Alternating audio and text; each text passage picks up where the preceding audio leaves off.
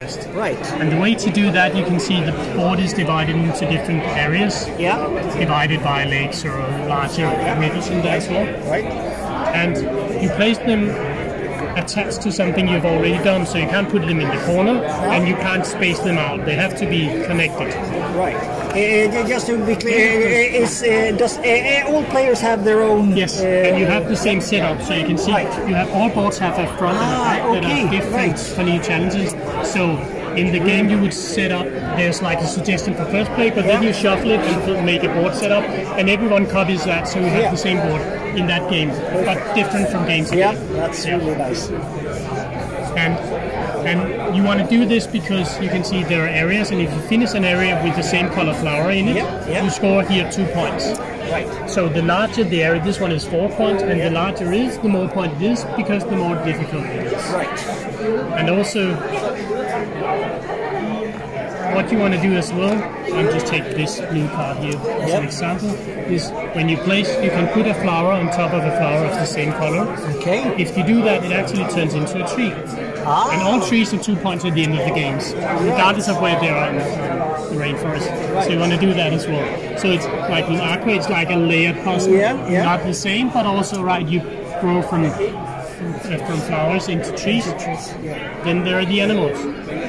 So if you complete an area with the same color, but also put in the final tree, actually instead of placing that one, you get the matching animal. So if you want blue, the cassowary here. And the cassowary will score points, it's also in the area, right? So the larger the area, the more points you get, right? Because it's more difficult. And in the family game, that's actually it. So you play a number of rounds here, so you get the same number of turns here. There's a market, you compete to get the better cards out here, and create the best rainforest from it. In the core game, you add a few rules on top to make it more of a challenge for gamers. One of them is if you start in an area that you're not finishing, or if you mix colors in there, you can do that. But then this will score the points of negative at the end, so minus points. And for kids, we don't want that, right? So, I mean, for kids that can be like not a good feeling to have, but for gamers it's the best feeling. Regret of, you wanted that, I didn't, I could almost have completed that. So it's very important, I think, for me when I play it, but of course it's different with the kids. And then we have 24 different ecosystem cards. And in each game, if you play the advanced game, you add those in, you shuffle them, and you draw 5 that are shared between players that you will score at the end of the game as well.